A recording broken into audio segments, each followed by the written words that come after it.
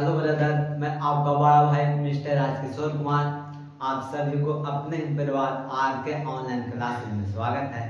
तो आए आज हम लोग क्लास 12 सब्जेक्ट हिस्ट्री चैप्टर 4 जिसका नाम विचारक, विश्वास और इमारतें, जिसे सांस्कृतिक विकास भी कहते हैं। तो इससे पहले कि जितना भी यार प्यार रिश्तेदार हिस्सनवाद जहानाबाद सभी जगह शेयर कर देना भूलें तो ज़्यादा अच्छा रहेगा। अपने भी पढ़ें और उन्हें भी पढ़ाएं। तो आज तक हम लोग अभी तक कितना इसमें हो गया है, 2 हो चुका है और पार्ट थर्ड यानी कि कल इसमें खत्म हो जाएगा पूरा। ये लेसन कब खत्म होगा? कल। अभी तक 2 वीडियो हुआ है, आज तीसरा चलेगा, कल पूरा पूरा समाप्त। तो चल रहा था क्या? बौद्ध धर्म। आज चालू होगा जैन धर्म। तो बौद्ध धर्म में थोड़ा बहुत बचल कुचल कुछ और रह गया था, उस चीज को देख लेते हैं पहले। जैसे यहाँ पूछा जाता है बौद्ध धर्म में कि कितने संप्रदाय, तो 64 हो। कितने संप्रदाय? हाँ। अब जनपद की बात करेंगे तो 6 कि कितने जनपद? 6। आज में कल जो नहीं आया था वो वीडियो देख लेना तो ज्यादा अच्छा रहेगा। उसमें बहुत नियमन ट्रिक बताया गया है और याद हो जाता है, और उससे बहुत ऑब्जेक्टिव आता है, बहुत ऑब्जेक्टिव पूछेगा आगे चल के भी। हाँ, तो यहाँ पूछेगा बौद्ध धर्म में क्या पूछेगा कि कितने संप्रदाय है। हाँ, तो क्या बोलेंगे? 64 बौद्ध धर्म। इसमें संप्रदाय की बात करेगा, संप्रदाय तो कितना हो जाएगा? 64। और जनपद कितना हो जाएगा? 6। एक ऑब्जेक्टिव पूछा जाता है इसमें कि विष्णु का अवतार किसे माना गया है। तो गौतम बुद्ध को माना गया है विष्णु का अवतार। विष्णु का अवतार किसे माना गया है? गौतम बुद्ध को। और जो विष्णु का प्रतिमा है वो मिलता है कहाँ? देवघर मंदिर में। किस रूप में? तो शेषनाग पर लेटे हुए। ऑब्जेक्टिव किस प्रकार से पूछेगा कि शेषनाग पर लेटी हुई विष्णु का प्रतिमा कहाँ मिलता है? तो देवघर मंदिर में। हाँ, कहाँ मिलेगा? देवघर मंदिर में। सबसे पहले याद रखना कि विष्णु का अवतार किसे माना गया? गौतम बुद्ध को। विष्णु होता ना का अवतार किसे माना गया? बुद्ध को, यानी कि गौतम बुद्ध। और शेषनाग पर, किस पर? शेषनाग पर लेटे हुए विष्णु का प्रतिमा। विष्णु का प्रतिमा। प्रतिमा का मतलब क्या होता है? मूर्ति। प्रतिमा का मतलब क्या होता है? मूर्ति। कहाँ मिला? तो देवघर मंदिर में। देवघर मंदिर। इसे कोई दिक्कत? आगे पूछा इसमें कि जो बौद्ध धर्म था यहाँ सभ्य से पवित्र जगह क्या रहा? तो स्तूप रहा। हाँ, पवित्र जगह क्या रहा? स्तूप। पवित्र स्थान बोलोगे तो जगह कहाँ? स्तूप। और स्तूप का संबंध किससे? स्तूप गलत दिखा रहा है। स्तूप का संबंध किससे? बौद्ध धर्म से। आज में पूछेगा स्तूप का संबंध किससे? हाँ, हीनयान महायान इसमें सब किससे संबंधित है? बौद्ध धर्म से, क्योंकि इसमें आया है बौद्ध धर्म। और हीनयान पूछेगा किस भाषा में? तो पाली भाषा में। हीनयान किस भाषा में? बौद्ध धर्म आगे चल के जब गौतम बुद्ध की मृत्यु हुआ था तो बौद्ध धर्म 2 भागों में टूट गया था, हीनयान में और महायान में। इसलिए पूछा जाता है कि हीनयान और महायान का संबंध किस धर्म से? तो बौद्ध धर्म से। और जो हीनयान लिखा गया किस भाषा में? तो पाली भाषा में। हाँ, महायान को नहीं बताया गया किस भाषा में लिखा गया है। हीनयान कौन सा भाषा में? पाली भाषा में। और जब यहाँ के भिक्षुक मतलब समझ में आता है, एक भिक्षुक होता है और एक उपासक। भिक्षुक उस व्यक्ति को बोला जाता है जो अपने घर द्वार को छोड़ छाड़ कर त्याग कर दूसरे दुनिया में चल जाता है उस धर्म को प्रचार प्रसार के लिए, तो उसको क्या बोलते हैं? भिक्षुक। लेकिन जो व्यक्ति घर में रहेगा, अपने बाल बच्चा के साथ रहेगा और उस चीज को प्रचार प्रसार करेगा, उसको बोला जाता है क्या? हाँ, तो घर में रहेगा तब उपासक। हाँ, कहाँ रहेगा तब? जैसे माने कि हम लोग घर को नहीं त्यागे और बौद्ध धर्म को अपना रहे हैं और उसके प्रचार के लिए दूसरे जगह जा रहे हैं, तब बोलेंगे। लेकिन अगर घर द्वार को छोड़ देंगे और डायरेक्ट उस चीज को लिए कहाँ चलेंगे, कोई दूसरे जगह चल जाएंगे, तो उसको क्या बोलेंगे? भिक्षुक। भिक्षुक भिक्षा मांगने वाला, यानी घर द्वार त्याग देगा। तो भिक्षुक रहने के लिए यहाँ महाविहार बनाया गया था। क्या बनाया गया था? महाविहार। तो पूछेगा कि बौद्ध धर्म में भिक्षुक के निवास के लिए क्या बनाया गया? महाविहार। महाविहार का मतलब क्या होता है? एक जगह होता है, वहाँ पूरा साधु संत आकर रहता है। आ रहा समझ में? तो उसी को बोला जाता है महाविहार। तो किसके लिए? भिक्षुक के लिए। हाँ, भिक्षुक के लिए क्या बनाया गया था? महाविहार। भिक्षुक, बौद्ध धर्म में भिक्षुक के लिए क्या बनाया गया था? महाविहार। महाविहार। और एक पूछा जाता है कि सांची कहाँ स्थित है, किस जिला में? तो रायसेन में। कहाँ स्थित है? रायसेन में सांची। सांची कहाँ स्थित है? रायसेन। रायसेन एक जिला। ये खाली याद रखना तुम लोग कि भिक्षुक के लिए क्या बनाया गया था? तो महाविहार, यानी कोई जगह रुकने के लिए रहना चाहिए ना। अब इसको घर द्वार छोड़ दिया तो उसको रहने के लिए कुछ तो चाहिए, तो उसी के लिए क्या बनाया था? महाविहार। महाविहार का मतलब क्या होता है? रहने का एक स्थान, जगह जहाँ ढेर सारा साधु संत आकर रुकते थे, उसी को बोला गया महाविहार। किसी को दिक्कत है? आए नहीं तो इस चीज को उतारो और बाकी अब जैन धर्म चालू करते हैं।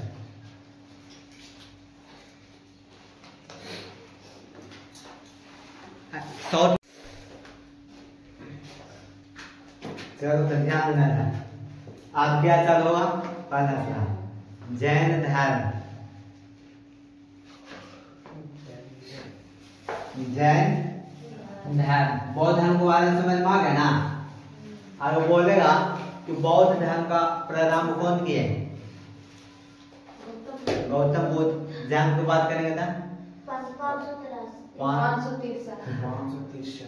483, 383, 255 क्या था? मतलब निधन को बात कर रहा है। याद कैसे रखना उसमें? 483, 383, 255, यानी कि पहला बार कहाँ, मतलब कब? तो 483, दूसरा 383, तीसरा 255। लेकिन बात करेगा कौन सा स्थान में? पहला राजगिरी, दूसरा तीसरा पाटलिपुत्र, चौथा कुंडलवन। अंतिम बोले या तो चौथा बोले थे, क्या बोलेंगे? हाँ, याद कैसे था? इसको करना था कि राजकिशोर ने बैल पाला, हो गया कुत्ता। तने उसे पाल रहे थे बैल, बाहर चल के कान कैसे कुत्ता बन गया, मतलब थोड़ा। चलो तो अब जैन धर्म के बारे में समझते हैं। बौद्ध धर्म में किसी को दिक्कत हुआ? नहीं। तो जैन धर्म थोड़ा समझने दें। जैन धर्म, जो जैन है ना, वो संस्कृत भाषा है। हाँ, और संस्कृत के जीन शब्द से बना है। किससे बना है? हाँ, जो जैन है, जैन संस्कृत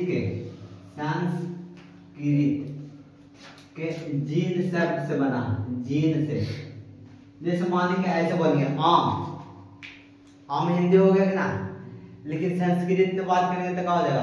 आमरम। तो उसी प्रकार से जो जैन शब्द बना ना, वो संस्कृत भाषा का, लेकिन संस्कृत भाषा का कौन सा शब्द से? जीन से। और जैन का अर्थ विजेता होता है। जैन का अर्थ क्या होता है? विजेता। यानी कि जैसे हम बोलते हैं कि जैन लड़का, इसका मतलब क्या होगा? कि विजेता लड़का, यानी कि जीता हुआ लड़का। प्राइज ले ले। तो जैन का अर्थ क्या होता है? विजेता। ऐसे लिख देंगे कोई दिक्कत है? डायरेक्ट लिख रहे हैं अर्थ विजेता। क्या करा? विजेता। और इसमें अहिंसा का बात होता है। कहने का मतलब है ना, इस धर्म में क्या बताया गया कि लड़ाई झगड़ा मार काटी वाला काम नहीं करना, सबके गोड़ हाथ जोड़ नार के काम कर देना। जैसे कोई गाली देता है ना, तो उस चीज को चुपचाप सुन लो, अगर बुरा लगता है तो वहां से चल जाओ, लेकिन उससे फिर से तुम नहीं दोहराओ। माना कि तुम राइट रहेगा तो तुम्हारे साथ हम भी गाली दे दें, तो मेरे पास जिम्मेदारी कहाँ रहा? तो इसमें क्या बताया गया? अहिंसा के बारे में, यानी कि लड़ाई झगड़ा के बारे में नहीं करना। क्या नहीं करना है? लड़ाई झगड़ा। अब देखना संस्थापक।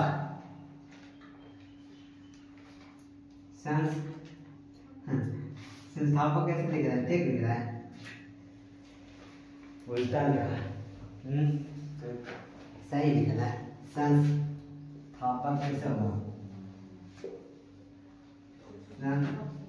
ठीक है लिख रहा है। ऋषभ देव,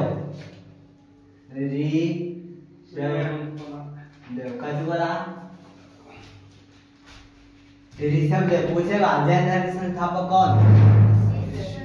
ऋषभ है, ऋषभ देव।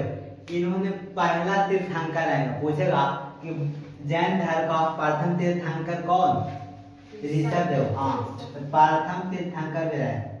प्रथम तीर्थंकर। हाँ, तीर्थंकर। तीर्थंकर में तो क्या होता है? दुख से पहले संसार को पार करने वाला व्यक्ति को क्या बोलते हैं? तीर्थंकर। कहने का मतलब है कि जो जैन धर्म है ना, इसमें काज करने वाला व्यक्ति रहता था, उसी को क्या बोला जाता था? तीर्थंकर। जैसे माने कि तुम रख रहे हो, गिरगिरा रहे हो, तो वहां पर पानी देने वाला जो व्यक्ति रहेगा ना, उसी को क्या बोला जाएगा? तीर्थंकर। तो तीर्थंकर का अर्थ क्या होता है? दुख से पहले संसार रूप सागर को पार करने वाला व्यक्ति। किसका अर्थ? तीर्थंकर। तीर्थंकर अर्थ की बात करेंगे तो क्या हो जाएगा? दुख से पहले संसार रूप सागर को पार नहीं देना रहा। यहाँ पर लिखेंगे तो आएगा, यहाँ पर लिखेंगे तो देना आएगा। कहाँ तक ये चीज नहीं देना रहा? चलो इन्हें देख लेते हैं। दुख से पहले संसार रूप सागर को पार करना होगा। दुख से पहले संसार रूप सागर को पार कराने वाला जो व्यक्ति रहता था, उसी को बोला जाता तीर्थंकर। तो इसमें पूरा का पूरा 24 तीर्थंकर। कितना तीर्थंकर? 24। जिसमें प्रथम तीर्थंकर कौन? ऋषभ देव, जो कि जैन धर्म के संस्थापक थे। तो जैन धर्म के संस्थापक कौन? ऋषभ देव। और पहला तीर्थंकर कौन? ऋषभ देव। और पूरा कुल कितना तीर्थंकर? 24 को। उसमें 24वां तीर्थंकर है महावीर स्वामी और 23वां पारसनाथ। हाँ, कुल तीर्थंकर कितनी? 24 को। उसमें कहाँ लिख देंगे जनाएगा? 23वां। कैवां? 23वां तीर्थंकर कौन है? पारसनाथ। क्या नाम था? पारसनाथ। अगर 24वां को बात करेंगे तो कौन? महावीर स्वामी। महावीर स्वामी। आज में और इन्होंने वास्तविक संस्थापक भी रहे। कौन? महावीर स्वामी। किस प्रकार से पूछेगा कि जैन धर्म के संस्थापक कौन थे? ऋषभदेव। लेकिन वास्तविक संस्थापक की बात करेंगे तो कौन? महावीर स्वामी। और 24वां तीर्थंकर महावीर स्वामी, 23वां पारसनाथ और 5वां ऋषभदेव। कौन रहे? ऋषभदेव। सबसे ज्यादा भीड़ भी आई इसमें से है 24वां तीर्थंकर। बहुत बार पूछा जाता है कि 24वां तीर्थंकर कौन थे? महावीर स्वामी। इसे उतारो।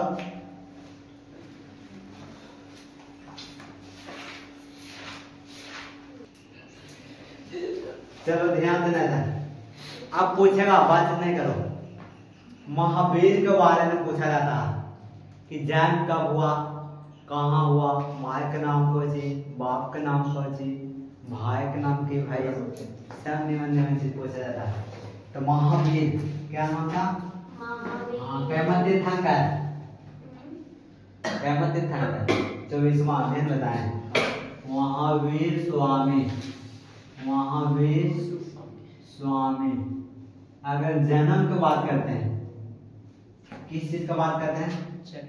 जन्म। हाँ, तो 540 ईसा पूर्व में। अभी कॉपी किताब बंद करके आपको ऑब्जेक्टिव सब मिलेगा उसमें। महावीर स्वामी का जन्म कब हुआ? 540 कुंडलवन में। कौन से गांव में? कुंडलवन। वैशाली की कोई जगह था कुंडलवन हुआ है। वैशाली कुंडलवन। आइए समझे। तो पूछेगा महावीर स्वामी का जन्म का 540 ईसा पूर्व में, लेकिन कहाँ? कुंडलवन में। जिला की बात करें तो वैशाली, लेकिन मेन गांव का नाम क्या होगा? इसे को कुंडग्राम भी बोला जाता है। कुंडलवन को क्या बोला जाता है? कुंडग्राम। कुंडग्राम। आंसर पैकेज में देखेगा तो मिलेगा कुंडग्राम, लेकिन यहाँ जाकर खोजेगा तो क्या मिलेगा? कुंडलवन। तो दोनों एक ही चीज है। चल चल देखना आ गया। क्या बात समझ में आया? जन्म की बात करेगा 540 कहाँ? कुंडलवन। कुंडलवन याद रखो या तो कुंडग्राम, लेकिन जो बुक में दिया है ऑब्जेक्टिव वाला उसमें क्या दिया तुम लोग के लिए? कुंडलवन। कौन सा जिला? वैशाली। इनका पापा का नाम उल्टा। पहले ये बताओ कि गौतम बुद्ध के बचपन का नाम क्या है? सिद्धार्थ। लेकिन यहाँ इनके पिता का नाम सिद्धार्थ है। उसकी वाइफ का नाम क्या था? यशोधरा। हाँ, लेकिन यहाँ पर इनकी वाइफ का नाम है यशोदा। तो कंफ्यूज में ना रहना, थोड़ा एक ही किस्म लगता है देखने में दोनों चीजों। यशोधरा, यशोदा, सिद्धार्थ एवं सिद्धार्थ। तो पापा का नाम सिद्धार्थ। हाँ, तो पापा ना हो सकते हैं सिद्धार्थ। सिद्धार्थ ऐसे लिखा था, ठीक लिखा था। और मामी त्रिशला, मैया की भाई हाँ त्रिशला। और बचपन का नाम पहला बात, एक बड़ा भाई का नाम नंदी वर्मन। हाँ, बड़ा भाई का नाम क्या था? नंदी। गोतनी और नंदी भोजाए वाला नाम आता है। बड़ा भाई, बड़ा भाई का नाम की भाई नंदी। यहाँ से कितना आता है? नंदी नहीं आता। बड़ा भाई कौन है? नंदी वर्धन। वर्धन।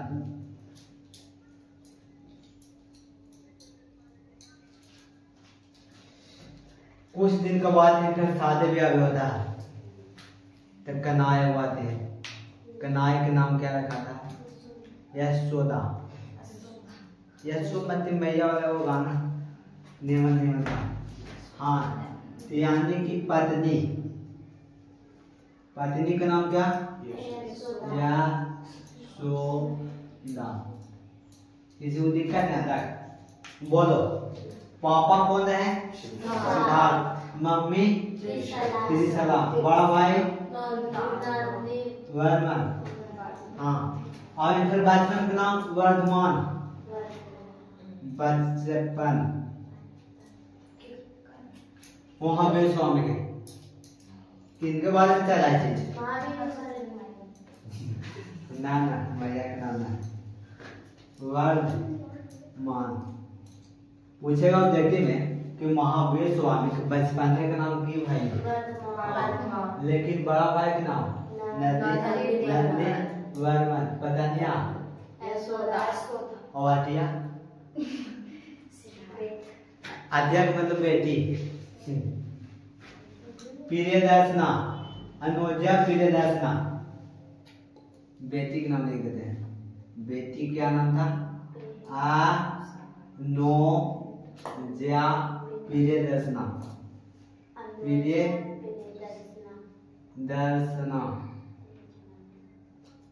और एक दूल्हा मिलता है यानी कि दामाद जमाली।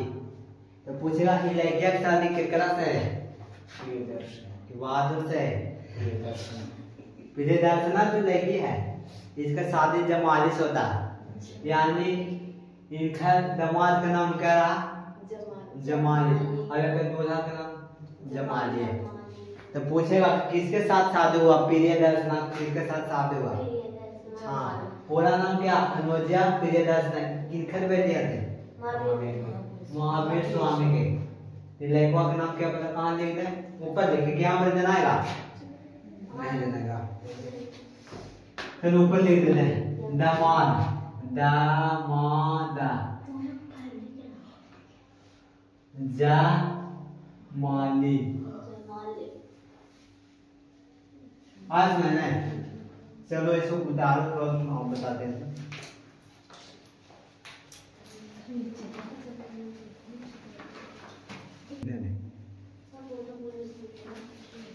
चलो ध्यान देना। आप देखो क्या होता है, ये भी गौतम बुद्ध ध्यान करते हैं। जब 30 वर्ष के होंगे, पहले ये बताओ गौतम बुद्ध कितने वर्ष की अवस्था में अपने घर को त्याग दिए थे? 29। लेकिन ये 30 वर्ष की अवस्था में क्या करते हैं? खुद बिना कहे निकल जाते हैं। लेकिन ये अपने बड़े भाई से पूछ कर निकलते हैं कि भैया हमें मन नहीं लग रहा है जिंदगी जीने में, तो अपने घर को त्याग देते हैं। कब? 30 वर्ष की अवस्था में। कितने वर्ष के? 30 वर्ष। हाँ, केकरा से पूछ के? बड़ा भाई से। बड़ा भाई से पूछने के बाद क्या करते हैं? घर छोड़ देते हैं। उसके बाद बाहर निकल जाते हैं अपनी दूसरी दुनिया में, और 12 वर्ष तक लगातार तपस्या करते रहते हैं। कितने वर्ष तक? 12 वर्ष तक। तो उन्हें भी ज्ञान की प्राप्ति होता है। कितने वर्ष तक तपस्या किए? 12 वर्ष तक। जो ज्ञान प्राप्ति हुआ तो सबसे पहला उपदेश राजगीर में दिए। जैसे गौतम बुद्ध कहाँ दिए थे सबसे पहला उपदेश? सारनाथ के साथ, विश्व के साथ सारनाथ में दिए थे। तो उसी प्रकार यहाँ पहला कहाँ दिए? पहला उपदेश राजगीर में। कौन? महावीर स्वामी। पहला उपदेश कहाँ दिए? राजगीर में। और अंतिम उपदेश पावापुरी में। पावापुरी में इनका मृत्यु हो जाता है। कब? 468 ईसा पूर्व में। हाँ, तो पहला उपदेश कहाँ दिए? पहला उपदेश राजगीर में। और अंतिम उपदेश कहाँ? पावापुरी। हाँ, अगर बात करेंगे निधन कहाँ हुआ तो पावापुरी में। पावापुरी कब? डेट के बाद? हाँ, 468 ईसा पूर्व में इनका निधन हो जाता है। पूरा तो पूरा ये दुनिया छोड़ देते हैं। तो महावीर स्वामी में एक वीडियो आया, देखते बहुत ज्यादा, तो इसमें पूछा जाता है कि पार्श्वनाथ के सिद्धांत में एक नया सिद्धांत जुड़ा जिसे क्या बोलते हैं? तो ब्रह्मचर्य बोलते हैं। क्या बोलते हैं? ब्रह्मचर्य। ये ऑब्जेक्टिव देखने में बार बार पूछा जाता है, बहुत वीडियो आए। इसमें से 2 ऑब्जेक्टिव ज्यादा इंपॉर्टेंट जाते हैं। कौन? वो 24वां तीर्थंकर कौन है? महावीर स्वामी। और दूसरा कि नया सिद्धांत जोड़ा उसे क्या बोला गया? पार्श्वनाथ। यानी कि ब्रह्मचर्य बोला गया उसे। नया सिद्धांत जोड़ा जिसे क्या बोला गया? ब्रह्मचर्य। नया सिद्धांत को ब्रह्मचर्य। आज समझ में किस प्रकार से पूछेगा कि महावीर स्वामी ने पार्श्वनाथ में एक नया सिद्धांत जोड़ा जिसे क्या बोला गया? ब्रह्मचर्य बोला गया। चलो तो यहाँ तक रखो, आज कल ये खत्म हो जाता है पूरा। कल के साथ दिखा सकते हैं सब्जेक्टिव। हाँ